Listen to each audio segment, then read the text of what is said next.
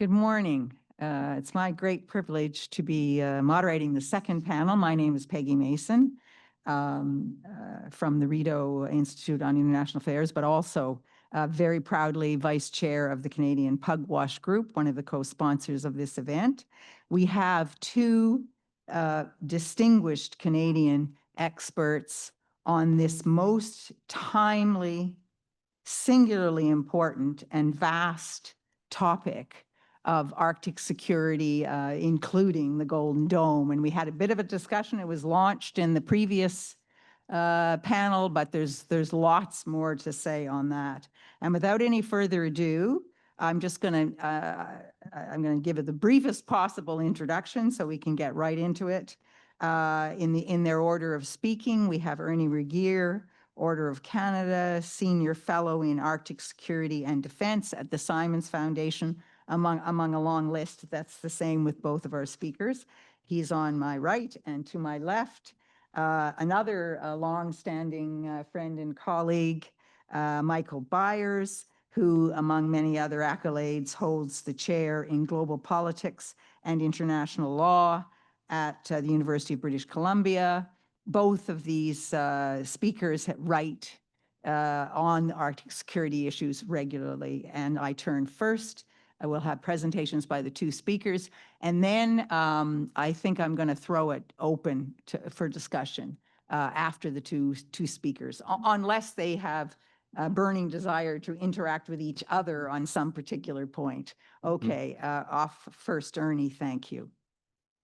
Great, thanks a whole lot, Peggy, and I'm happy to participate in this panel and with Michael.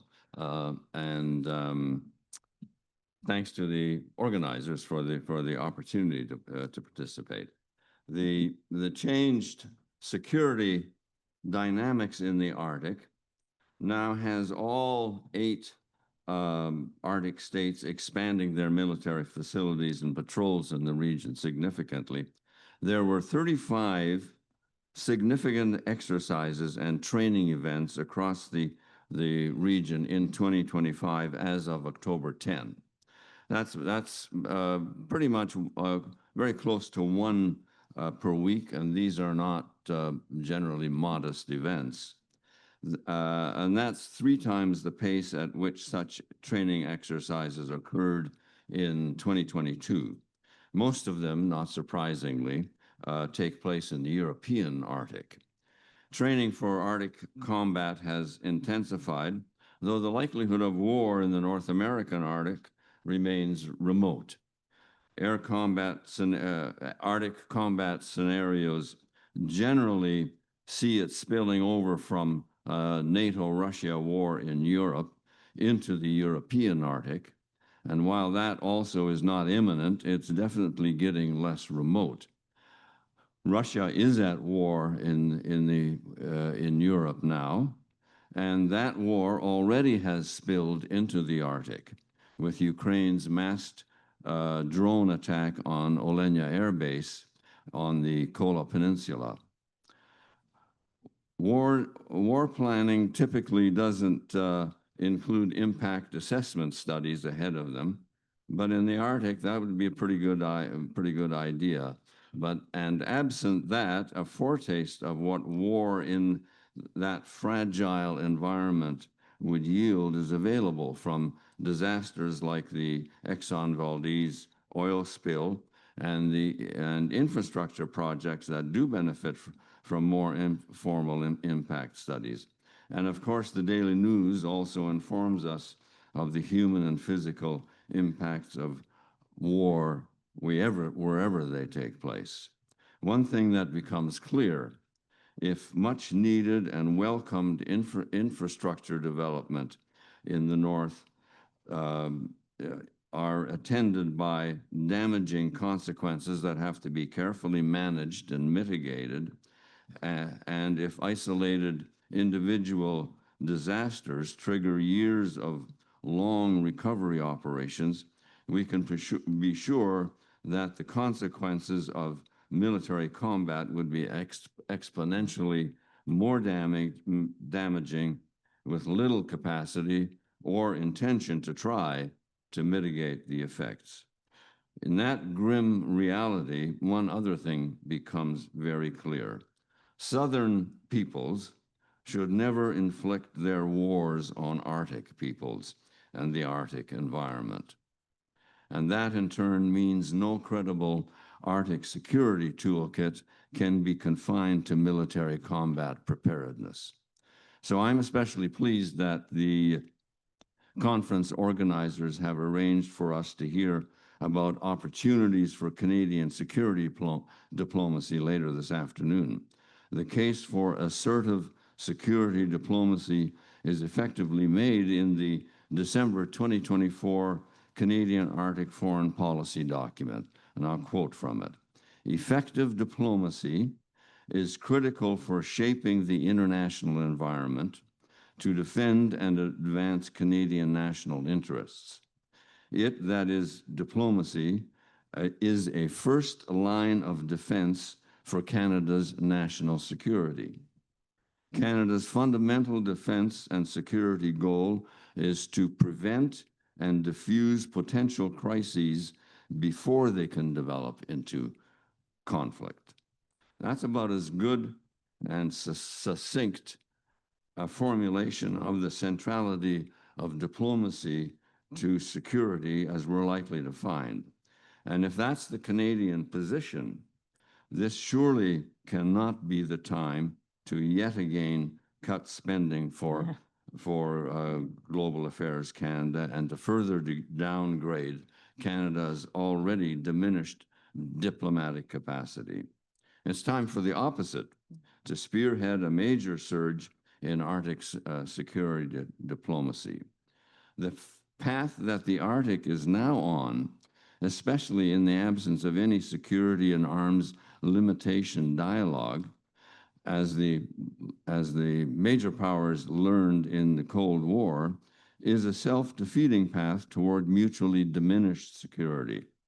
The custodians of the Cold War came to understand that letting their missiles do all the talking was a recipe for global catastrophe.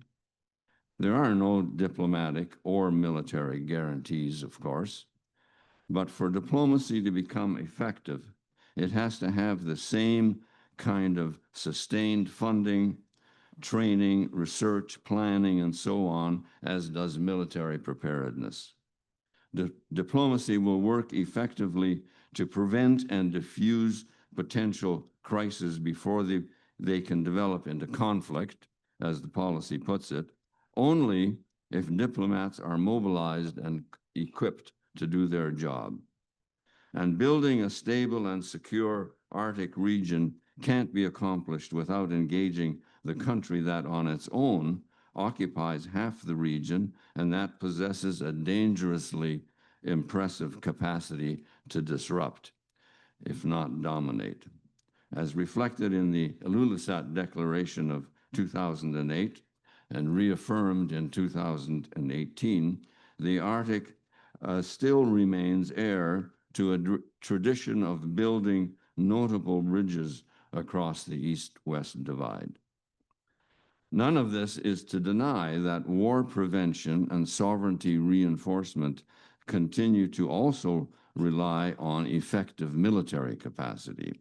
Canada's $40 billion NORAD modernization program includes research on emerging threats like hypersonic missiles, on developing countermeasures, and on means to enhance surveillance and detection in all the domains.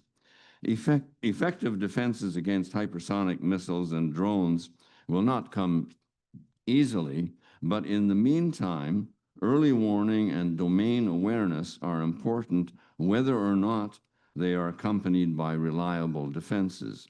That has always been true for NORAD. It has always provided early warning of attack by massed Soviet or Russian bombers, and then of nuclear-tipped ICBM attacks, even though there has never been, and still isn't, and won't be, the Golden Dome notwithstanding, any capacity to defend against such attacks. Maintaining dependable awareness of approaching threats and happenings in or near the Canadian Arctic is a key function and responsibility of sovereignty. It, for one thing, provides credible assurances to Canadians that they are not facing imminent threats to their security, thus easing tensions and confirming improved odds against armed hostilities breaking out. Domain awareness also takes seriously the responsibility to provide neighbors and adversaries credible assurances that Canadian territory is not and will not be allowed to become a base or a blind spot from which threats to our neighbor security could be mounted. Such assurances also ease tension, build confidence, and discourage foreign interference. And now we're confronted with another kind of threat, the vision of life under a golden dome. Vision, of course, is too grand a term for a political ploy that indulges the enduring American fantasy that through military and technical wizardry and sheer audacity, America can assure its own security, its own invulnerability, even if the world around it may crumble and burn. I think Michael's going to have a lot more to say about the dome, but I'm going to offer just one more observation. Some academics and pundits, as the Globe and Mail recently reported, want Canada to go all in on the dome, even imagining that NORAD might yet become the joint command authority for it in all its dimensions. But in an interesting comment to The Economist, Prime Minister Carney seemed to hint at a much more limited role for Canada when he singled out hypersonic weapons as one issue for potential cooperation with the U.S. Since Canada is already engaged in related research through NORAD, and the fact that Carney made no reference at all to the dome's dangerously destabilizing strategic missile defense elements, his comments could signal a move to stay focused on NORAD modernization efforts and rebrand them as contributions to Golden Dome while staying away from the latter's most troubling features. That's in response to the question that Robin was asking of the previous session. The Defense Minister, Mr. McGuinty, also confined himself to NORAD modernization and in recent comments, and made no reference to the dome in those comments or to strategic missile defense. That suggests going in the direction of continuing with NORAD in its role, but rejecting the strategic and space-based and other elements of the Golden Dome. That interpretation could be just wishful thinking, but perhaps that's appropriate given that the Golden Dome itself is essentially an exercise in extravagant wishful thinking. Finally, a brief reminder that the objective of Arctic security is to nurture a stable regional foundation on which to pursue human security and the well-being of the people, individuals, and communities who live in the Arctic. And again, Canada's Arctic foreign policy effectively makes the case, and I quote, "Strong and resilient local communities are vital to national defense," end of quote. Thanks.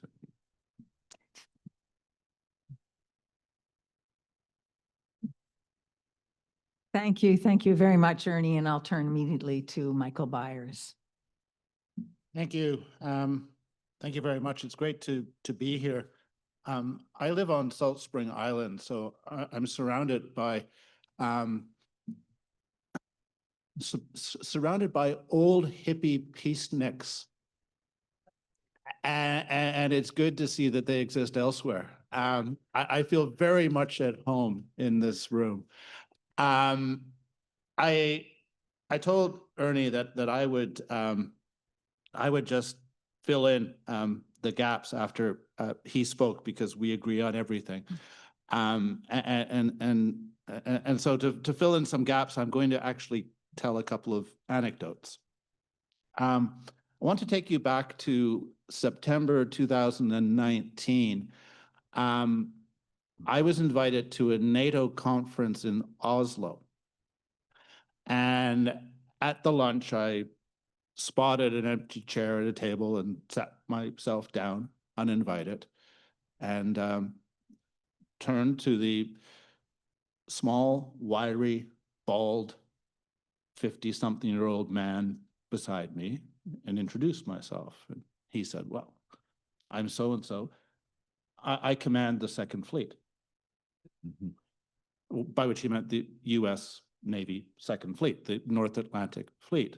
And it turned out that he was a former commander of a US nuclear-powered attack submarine. He was straight out of Central Casting. If you've ever seen the movie The Hunt for Red October, like he was that guy. But he also, like all four-star US generals and admirals, extraordinarily intelligent, had a PhD, very thoughtful, serious person. Like all those people who Pete Hegseth and Donald Trump tried to impress a few weeks ago. And I said, so what's going on in your world? And he said, well, he said, things are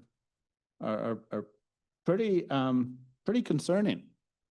He said, the Russians have new, extremely quiet ballistic missile submarines.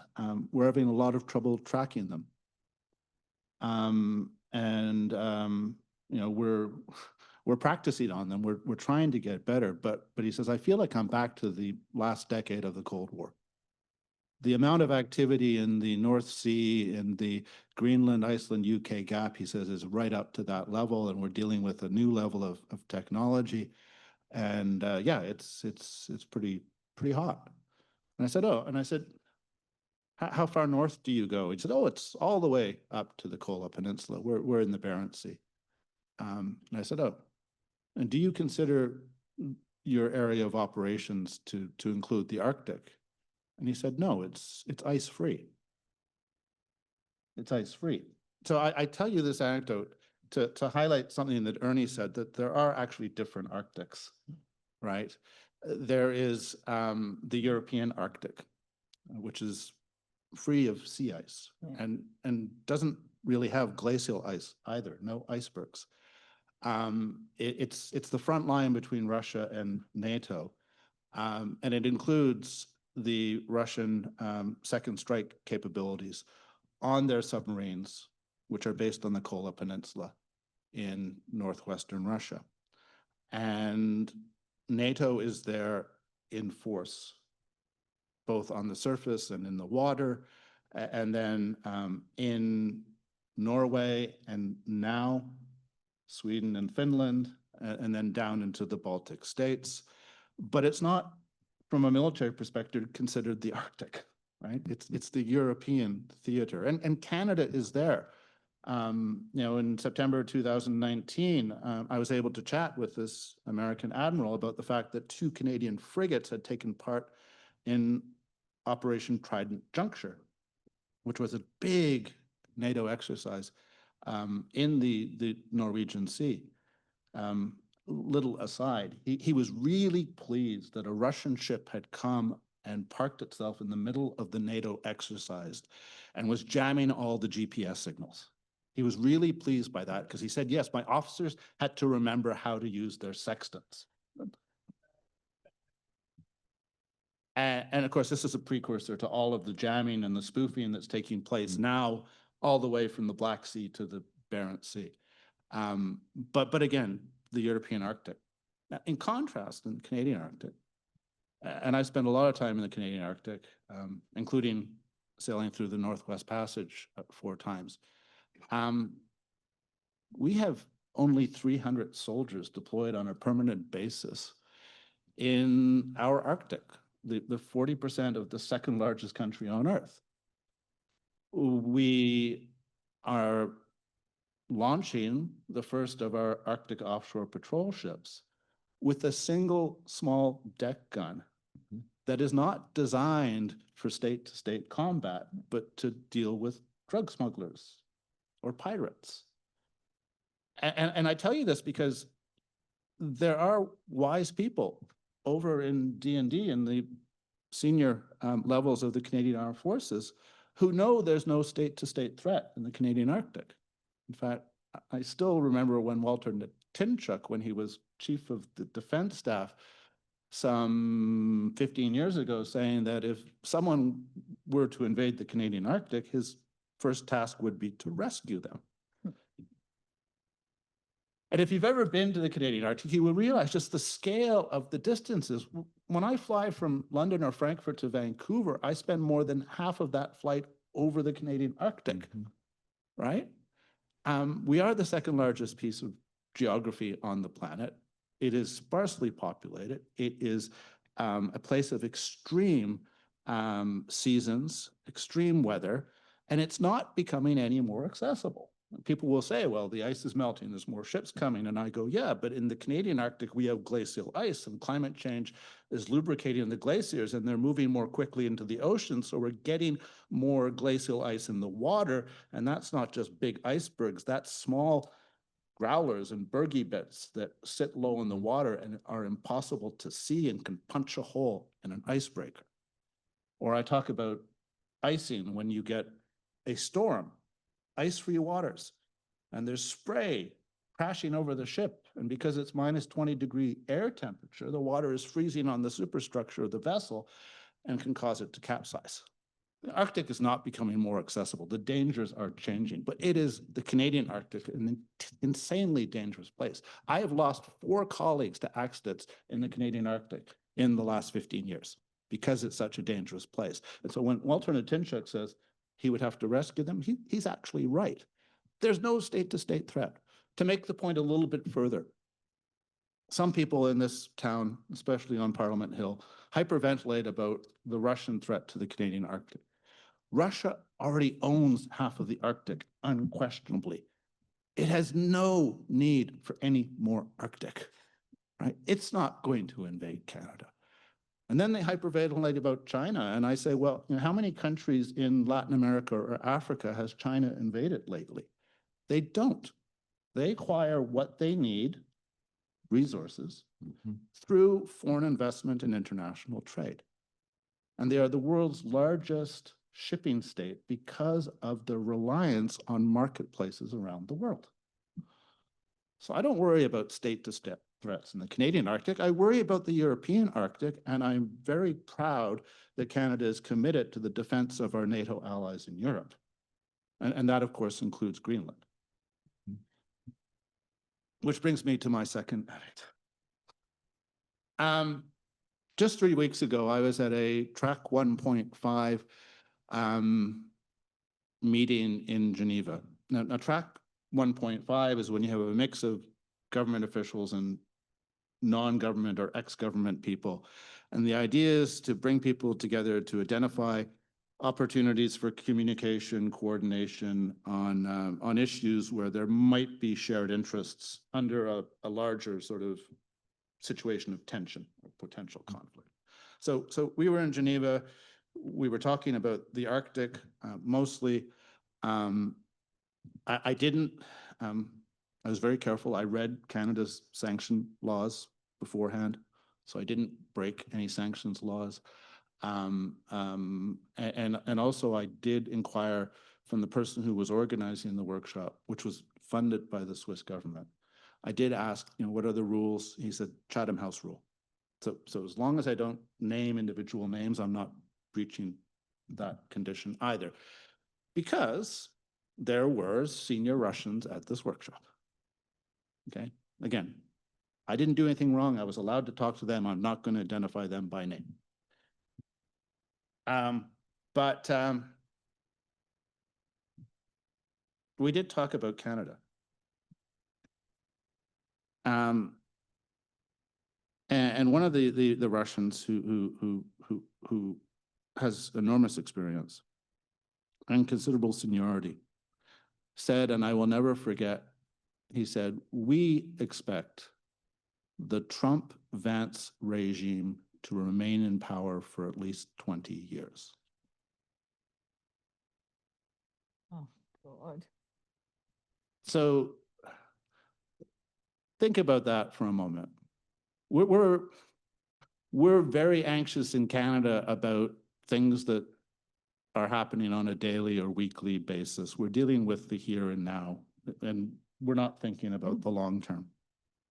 But what are the implications for Canada of a long, decades-long period of authoritarian, assertive government in Washington? How do we preserve our independence and our democracy in that kind of situation? And I chatted with this senior Russian over coffee. And I said, yeah, I said, my country's in a tough position. He said, yes, he says, you need to decide. You, Canada, need to decide. Do you want to be Finland or do you want to be Belarus? No, jeez. So if I can just have 5 minutes here. Finland,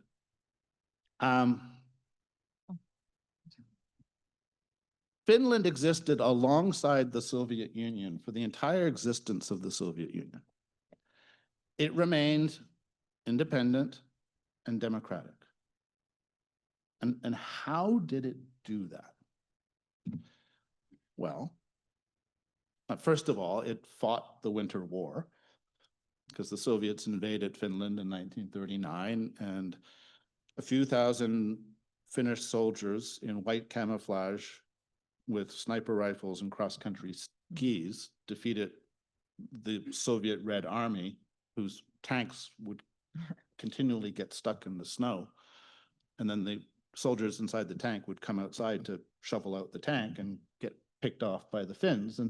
And it's a story of ingenuity and courage, and it's a story of how hard people will fight to protect their country, or a country that they believe in, a democracy that they believe in. But it had the effect of gaining respect in Moscow.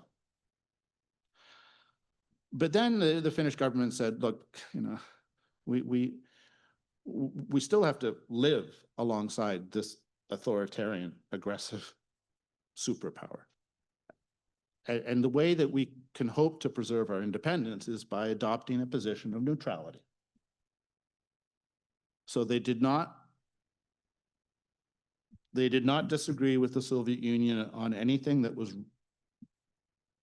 not of absolute necessity. So a policy of getting along with the Soviet Union in terms of foreign policy, not opposing things that didn't need to be opposed. But a position of neutrality also meant that Soviet troops were not allowed on Finnish territory. Right? There was no military cooperation. There was a co-managed border. But neutrality meant we will be a buffer zone. We will not be a threat to you, but we are not part of the Soviet Union. And the Soviets accepted that. But the Finns were also smart. While they engaged with the Soviet Union, while they traded with the Soviet Union, they also worked like crazy behind the scenes to strengthen their ties with European countries. Trading ties, political ties, diplomatic ties.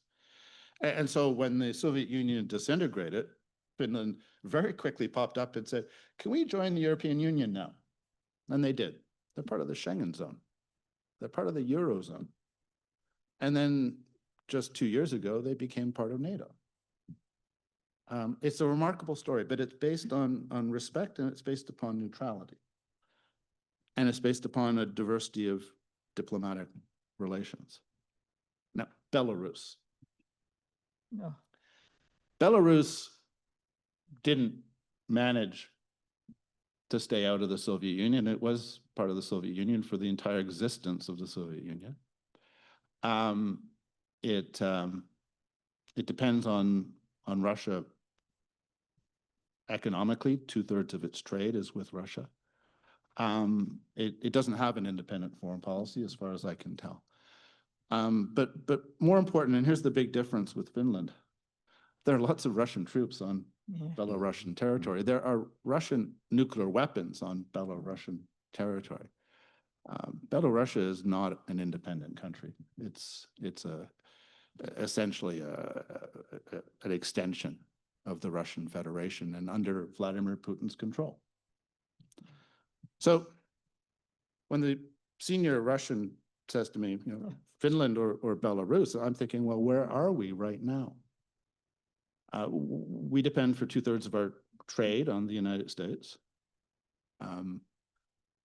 We have differed from the US on foreign policy positions in the past. I'm thinking, for instance, of Canada staying out of the 2003 Iraq War, and then in 2005 staying out of ballistic missile defense. There are other examples where we have taken a different path. We very recently recognized the statehood of Palestine. So we can do it from time to time. But what I'm seeing at the moment in terms of the Mark Carney government is a very sort of conscious decision to be agreeable where possible and to not ever be disagreeable. So it's a little bit of Finland, a little bit of Belarus. In terms of trade, we're closer to Belarus, Russia. But the really interesting thing is that we have a very close defense relationship that is not neutrality, nothing approaching neutrality. I don't know whether there are American soldiers on Canadian territory right now, but I do know that there are Canadian fighter pilots under US command in NORAD. And I do know that Golden Dome, if it involved full Canadian participation, would essentially lock us in to not just a binational defense arrangement, but to essentially a full incorporation into US Space Command. Because Golden Dome is not just about sharing information. It's not just about telling the Americans that the Russians or the Chinese have launched ICBMs, to give the Americans the time to launch their missiles from North Dakota, and the provision of mutually assured destruction, which was what all those radar bases were about during the Cold War, was giving credibility to mutually assured destruction. It's a perverse concept, but it actually worked. Golden Dome's not about that. Golden Dome is about abandoning that strategic deterrence in favor of creating a situation where the US is fully protected, the homeland is fully protected, so as to enable the United States to project force abroad without having to worry about its own nuclear destruction. It's removing that last restriction on the freedom of US action. That's what it's about. And to make it work, it is going to necessitate the weaponization of space. It's and this is the plan. I mean, you go and read Booz Hamilton's proposal, or SpaceX's proposal, or Lockheed Martin's proposal. Ultimately, the idea is to have thousands of space-based missile interceptors in low Earth orbit, thus transforming space into something that we've managed to avoid for 3/4 of a century. I mean, there might be weapons in space, but space has not been extensively weaponized. Space is used by satellites that support military operations on the surface of the planet, but the actual weaponization is something that we've managed to more or less avoid.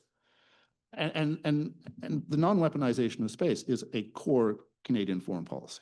I'm looking at Paul here, right? If we had to name like the 5 top Canadian foreign policies that have been consistent for the entire post-Second World War period, the non-weaponization of space would be right there. And so it's not just about independence in terms of being locked into a U.S. military system. It's about the abandonment of a core feature of our independence on the world stage. So where am I going with all this? I agree with things that were said from this table earlier today. We're going to have to start saying no. And I don't envy Mark Carney. I think he's in a tougher position than any Canadian Prime Minister in history right now. But he's going to have to start saying no. And I happen to think that Golden Dome, in terms of the things that are likely to occur during the Trump-Vance regime, is one of the most objectionable and the most dangerous to Canada's independence and democracy and the possibility of peace in the world. So I want to suggest that that's where we should be focusing our attention as a peace community, is Golden Dome, and more specifically on the weaponization of space. I was part of the campaign in 2004 that persuaded the Paul Martin government to say no to missile defense. And there are others in this room who were part of that too. And we were looking for arguments that would work, that would gain traction. And the weaponization of space really resonated as a concern for Canadians then, and I suspect it would do so again. We're up against the Ottawa echo chamber. We're up against the military industrial complex. We're up against all of these pressures coming from the United States to not disagree. But if I'm looking for an optimistic end to this, is that I see 60 potential, actually in many cases, vastly experienced activists and campaigners. I think we should all put Golden Dome and the weaponization of space forward as one of our shared priorities for the next 3, 4, 5 years. I think we can stop it, just like we stopped joining ballistic missile defense, just like we stopped joining Star Wars back in the 1980s. This is a winnable battle. If we work together, if we identify an argument that can work, and if we appeal directly to our fellow Canadians and just blow right past the pundits and the think tanks and the people over there in the Department of National Defense. I'm actually exhilarated by the opportunity. I think that Canadians need something to rally around, and this might just be that. Thank you.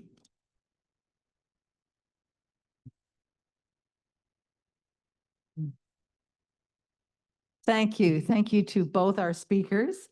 I'm going to make just a couple of very brief comments and then throw it open. I'm sure there'll be lots of questions. Unless, Ernie, you had something you wanted to say right now?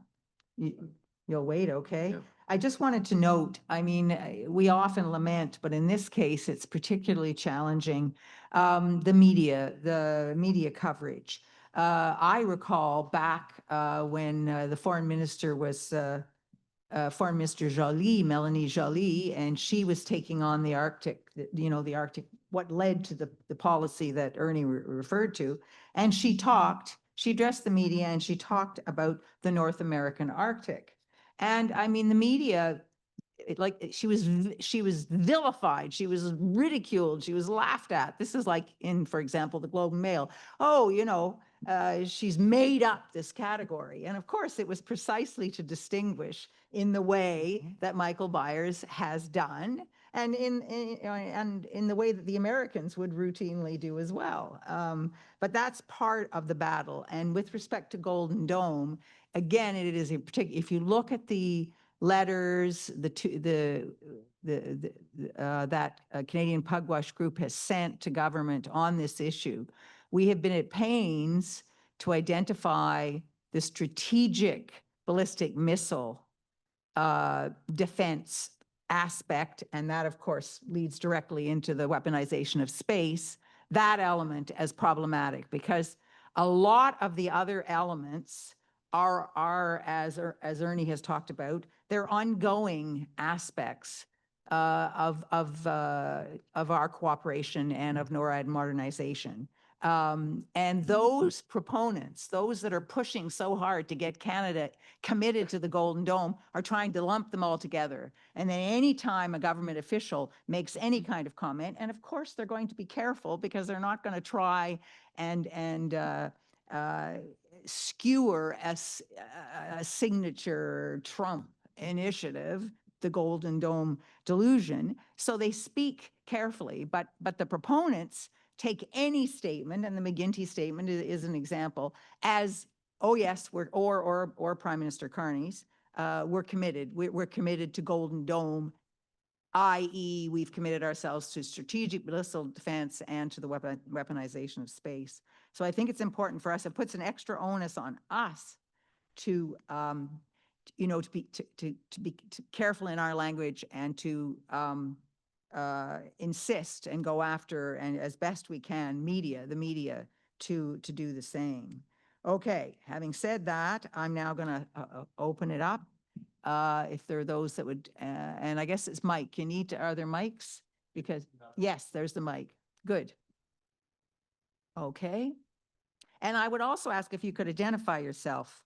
Very helpful. My name is Kathleen Wallace-Deering. I'm one of the aging peaceniks, and I had the great privilege of working for Project Ploughshares from 1980 to 85, mentored by the great Murray Thompson and the great Ernie Regehr.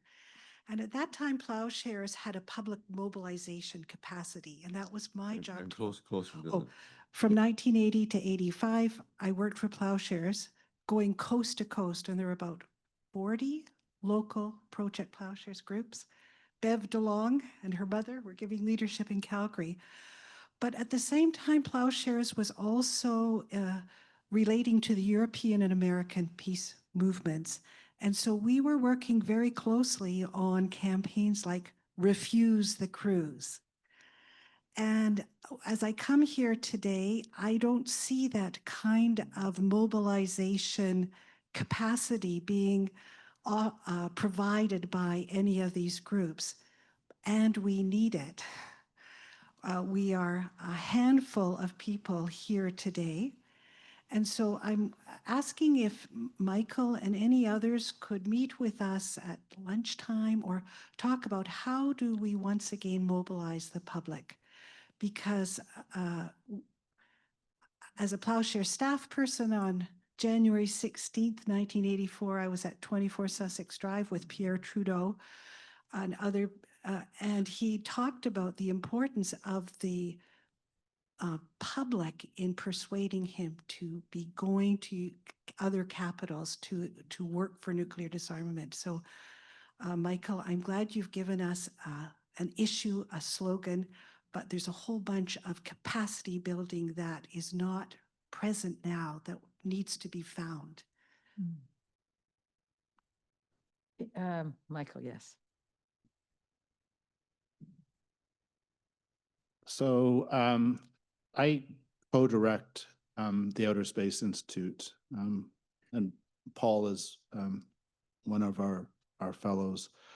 And there are a couple of things you need to know about the Outer Space Institute. First, we are an NGO. So although both of the co-directors are professors at UBC, we're actually not part of the university. But we're not a charity, so we're allowed to engage in advocacy, lots of advocacy. But what we do, what what's unusual about us is that we are fully transdisciplinary.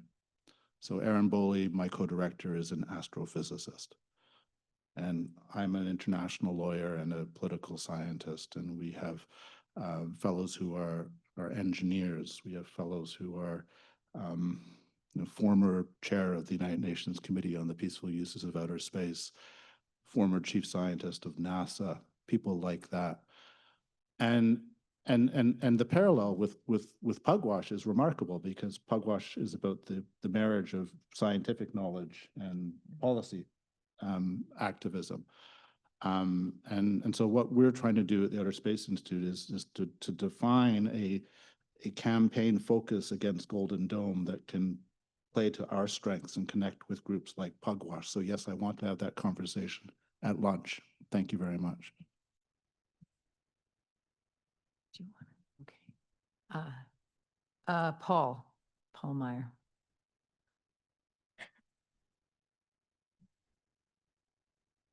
Person with the mic, you're next. Thank you.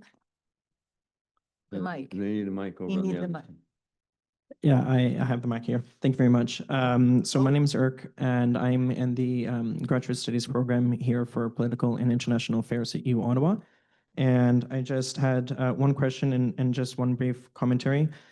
Just on the Russian comments, I study Russian foreign policy. I lived in Russia. I speak Russian, and my partner is Russian, or former partner is Russian. So Finland and Belarus, 20 years of Trump, I assume this is at an UNCLOS open source meeting. They know you'll be shocked by this, and you said it for shock value. The gasps in the room sort of reward shock. Down a little. Yeah, sure. Very, very hard to understand. No worries, no worries. I'm just saying that if it's in an open source meeting, they know it's shocking comments. They know there's going to be gasps in the room. Repeating it, it's going to cause those types of gasps. So it's just that you're a credible voice, and repeating these amplifies this type of rhetoric. It's minimal because of their rank, their arrival status, the shock value. In short, my recommendation is don't believe the Kremlin until it denies something. Just to be calm about that. Because Russia likes to intimidate whenever they have a chance to do that. And if it's a senior military official like that, Trump's going to come here for 20 years. It creates that type of shock value. I just wanted to make that. I just feel compelled to make that point. My real question is about the Golden Dome, though, because I'm not as well informed about this subject. So I understand it represents the threat of weapons in space.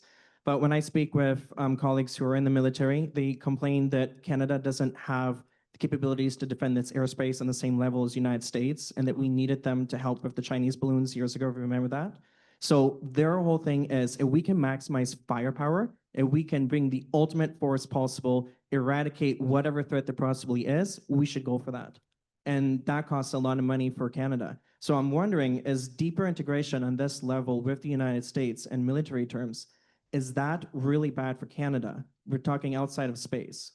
Is it a bad thing that we shouldn't be? I just wanted to be more educated on this opinion, because I don't know so much of all these risks that have been sort of spoken about in this case. And I would say that's sort of it. So what do you say to people who are working in the defense industry who strongly believe that we need to have the most powerful weapons possible to deter our enemies and prove that, you know, if you come to us, you'll find out what happens, this type of thing. So I appreciate it. Okay. Thank you. Very briefly. So I'm not naive about Russia. A colleague of mine was pushed out of a window a couple of years ago. And I don't believe much of what I hear from senior Russian officials. But I repeated the comment because I think it's incumbent that we consider worst case scenarios. I think right now we're dealing with Trump, assuming that there are going to be midterm elections and that they'll be free and fair, right? Assuming there'll be another presidential election and then it will be free and fair. The man just bulldozed the East Wing of the White House, right? There's no respect for any American institution here. We are into a very dangerous potentially next 10, 20, 30 years. And that's why I made the point. Just to, yes, shock and awe. On the Arctic and Canada's air defenses, it's amazing how the Canadian military and the Canadian media have somehow convinced the Canadian public that we don't have capabilities in the Arctic. We have a very good fleet of C-17 long-range transport aircraft that can deliver hundreds of Canadian soldiers with ATVs or snowmobiles to almost anywhere in the Arctic within 24 hours. We have long-range maritime helicopters. We use them for search and rescue, but they can put 40 Special Forces commandos on the deck of a ship within 24 hours, anywhere in the Canadian Arctic. We have the world's best synthetic aperture radar satellites, radar constellation, that can spot any ship that's approaching the Canadian Arctic, get a signature, and track it on a 3 or 4 time a day basis to see what's going on. And if it doesn't have its automatic identification system on, we go and interdict the vessel. In terms of the Chinese air balloon, I actually wrote a piece about this for the Globe and Mail because I was able to establish from public flight track data that Canada scrambled CF-18s out of Cold Lake. They don't identify where they go, but guess what? Their refueling planes do. And I was able to track the refueling plane from the Canadian Armed Forces doing loops over the Selkirk Mountains of British Columbia as the CF-18s were going up to 50,000 feet to take a look at this thing while it was still over Canada, before any member of the public had spotted it in Montana and it became a media event. We have capabilities, right? Yeah, they're not as good as they could be, and they certainly need to be renewed because some of our equipment is growing old. But if anyone tells you that we cannot assert sovereignty over the Canadian Arctic, they don't know what they're talking about. In terms of the threats that exist, we've got it already. Thank you. Thank you. I'm going to turn to Ernie. Just a brief comment that the threats that keep the Canadian and American military people awake is not the threat of a massive Russian invasion of the Arctic or any place else. That's not. I mean the real threat that is not as concerning NORAD people is the threat of hypersonic and cruise missiles being able to make conventionally armed isolated attacks on particular targets and infrastructure targets on the North American continent. And the Americans find this very concerning because that is, Michael alluded to it, that they fear that undermines their capacity to for expeditionary operations overseas. If they get involved in overseas operations, they risk the possibility that isolated conventional attacks, which will not be deterred by nuclear deterrence, but isolated conventional attacks will come to key bases, more likely undefended civilian types of infrastructure become vulnerable as well. And so that then gives officialdom plus the American public greater pause about becoming engaged in those kinds of. So and I'm kind of sympathetic to becoming reticent about those overseas operations. But it's not mass attack. It's not the threat to sovereignty. It's the threat of those isolated, which don't necessarily come through the Arctic. They can come from ships and aircraft going down the coast, the Pacific and Atlantic coast. That's the. I mean, it's a very different kind of like almost tactical threat that worries them, not the big strategic one. And so that I mean, I agree with the focus on non-weaponization of space, but that also doesn't really solve this other problem. And yeah, the Golden Dome doesn't either. Yeah, nor does the Golden Dome, right? Thank you. We had Paul. I'm going to turn to Paul in just a second. I just want to make sort of one clarification, and that is when you were making your point, Michael, that the Outer Space Institute is an NGO. The Rideau Institute is also an NGO, not a charity, but we work closely with charities like Canadian Pugwash Group. And in fact, because of court cases and changes to the actual Canada Revenue Agency guidance, charities can advocate. They can. The limitation is they can't be partisan, but they can engage in way above, like there's no limit on it. It's not the 10% anymore. So just important because they're, the Canadian Pugwash group is very interested in advocating on this issue. And now the long waiting Paul Meyer, I will turn to him.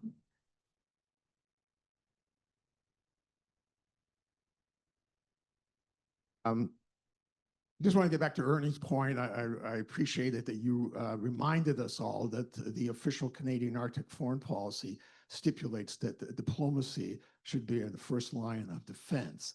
And I guess my question to you, or if Michael wants to comment, where do you see diplomatic initiatives from Canada in that regard? And where would you like to see them if they aren't currently manifest? Well, I'll respond first and then over to Michael. I mean, where I'd like to see it is that there be pan-Arctic security dialogue that involves Russia. I mean, that's not acquiescing to Russia. You can, when you have security dialogue, the word no is not banned from your vocabulary. You can be critical of your interlocutors and so forth. But I think and there is much debate about what kind of institutional base would be the appropriate one for a pan-Arctic security dialogue. The Arctic Council is definitely not that currently, or should be something else. But I mean, we've got to get over the idea that it is kind of morally superior not to be talking to the Russians in the Arctic. We need to so that's where I would like, and that statement was made in the context of an Arctic foreign policy, and that's where it should be exercised. Thank you. Michael's going to respond, and then we've got one last question because we started a little bit, a couple of minutes late, but we can't go much beyond that. But I'm so excited because I can disagree with Ernie on something. This hasn't happened in years.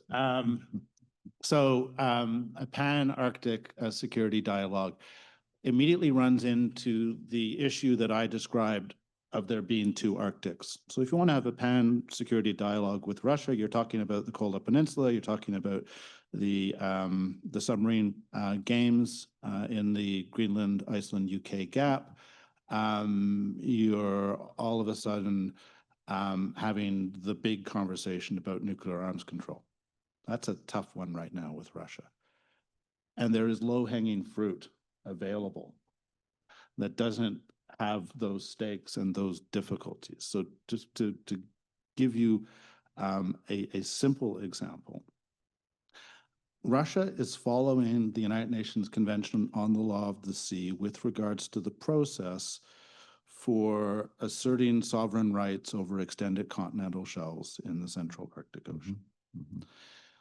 Russia has received a response from the UN Commission on the Limits of the Continental Shelf. Denmark will soon do so. Then Canada will also receive a response. And at that point, the system is set up to allow the states that have overlapping sovereign rights to negotiate maritime boundaries. Again, this is a system where Russia has been participating consistently and shows no interest in diverging from the process. So we have upcoming maritime boundary negotiations with Russia. They might not need to take place for another 10 years, but there's no reason why we couldn't start. Low-hanging fruit. A little bit higher up fruit, but really important. I mentioned the issue of jamming and spoofing of global positioning signals, satellites, all the way from the Black Sea up to the Barents Sea. You're allowed to jam and spoof during an armed conflict, so I don't want to talk about Ukraine, but jamming and spoofing outside of armed conflict so in the Baltic, up into the Nordic states. It's not militarily justifiable, and it poses a serious risk to civilian aviation, like a really serious risk. And it happens in both directions. Do not assume that it's only the Russians who are jamming NATO countries, right? It's happening in both directions. And so NATO countries are putting Russian civilian aviation at risk also. Sometimes when we're just talking about risk to civilians, we manage to cooperate. We still cooperate with Russia in Cosmos Sarsat, which is the satellite-based search and rescue system that operates around the world. We still cooperate in the sense that the commander of the Norwegian military talks to the head of the Russian military in the Kola Peninsula on a daily basis to make sure there's no misunderstanding concerning ship and plane movements in the Barents Sea. The US Coast Guard talks to their Russian counterparts in the Russian Far East with regards to ship movements in the Bering Sea to avoid misunderstandings, accidents, escalations. We do this, and there is low-hanging fruit. So, and then you pick a couple of pieces of low-hanging fruit, and maybe you then have the higher goal of one day having that Pan-Arctic security dialogue. Thank you. Thank you both very much. And thank you, Arne, for standing down. That's very, hopefully your question can be worked into another panel. I want to thank our speakers very, very much and thank our audience for the questions.